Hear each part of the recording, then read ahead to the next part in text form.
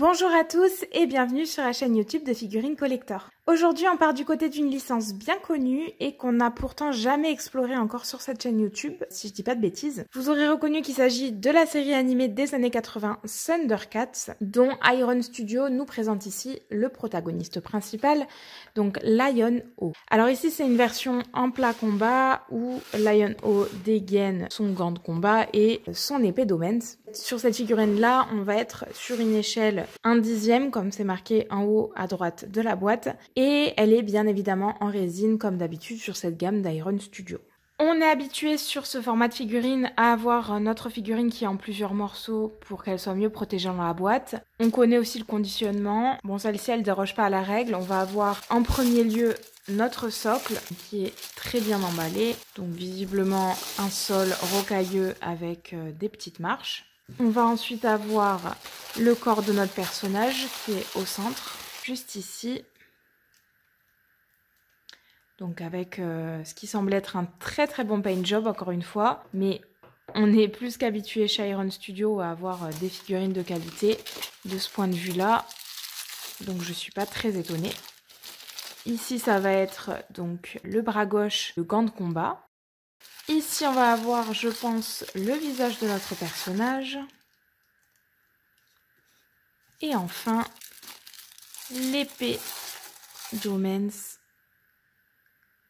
avec le petit sigle des Thundercats. Donc voilà un petit peu pour les morceaux de figurines qui sont présents dans la boîte. Voilà comment elle est conditionnée. Je vous propose qu'on la monte et puis qu'on voit tout de suite à quoi ça ressemble une fois montée.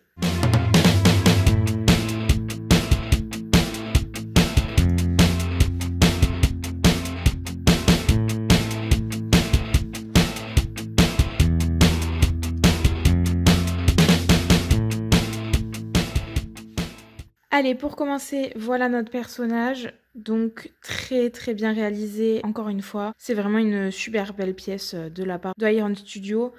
Moi, je suis bluffée à chaque fois que je regarde leurs figurines, elles sont juste trop belles. Regardez déjà pour commencer le visage. Donc on distingue très bien l'expression du personnage, voilà, qui est prêt à en découdre.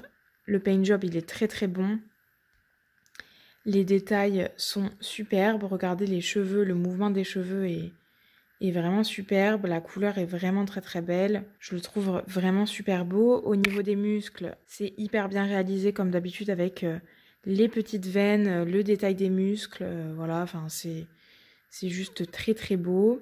Alors on va avoir le juste au corps avec la ceinture qui brille un petit peu comme vous pouvez le voir si je bouge la figurine. On regarde le gant qui est une très belle pièce en peinture un petit peu métallisée bronze doré. Elle est bourrée de détails, elle est très belle. J'essaie de vous la montrer de l'autre côté pour que vous voyez un petit peu les griffes, etc. Je vous montre le dos avec comme d'habitude les muscles qui sont saillants.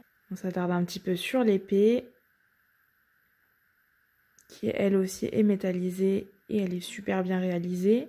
Le paint job, il est vraiment bon. Hein. Je ne sais pas si vous le voyez très bien au retour caméra, mais on a vraiment des dégradés de couleurs qui sont très chouettes. Les couleurs du personnage sont très bien respectées.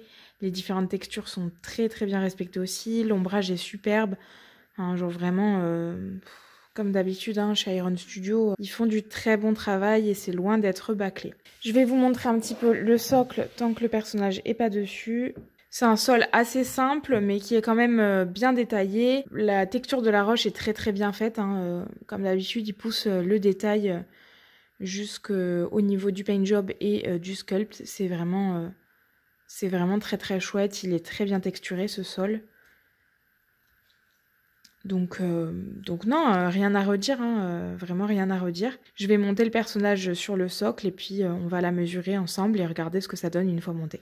Voilà notre figurine une fois montée sur son socle. Donc elle rend vraiment bien. Hein. Je la trouve très chouette. Le mouvement est très sympa. Ça se clipse bien sur le socle. Vous voyez, il n'y a pas de démarcation au niveau du pied qui se clipse. L'autre, il est un petit peu en suspension comme si le personnage était sur la pointe des pieds, comme vous pouvez voir. Donc vraiment, la figurine est très sympa. On va regarder ensemble les dimensions. Pour la hauteur, on va atteindre, je pense, les 20 cm et demi à peu près. Ouais, même 21 cm.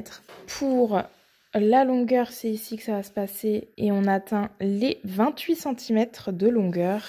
Et enfin, on va regarder la profondeur de la figurine. Je me cale au niveau de la première marche et on atteint les 14 cm et demi environ. Voilà pour ce qui est des dimensions et pour ce qui est de cette figurine. J'espère que cette petite review vous aura plu. Si c'est le cas, n'hésitez pas à liker la vidéo et à la commenter comme d'habitude. N'oubliez pas également de vous abonner à notre chaîne YouTube parce que ça fait toujours plaisir et que je le rappelle, il y a le petit concours qui arrive. Si jamais vous étiez intéressé pour commander cette figurine, vous trouverez le lien pour le faire en description, donc surtout n'hésitez pas. Moi je vais vous laisser là avec le petit aperçu sur la base rotative et puis je vous dis à la prochaine.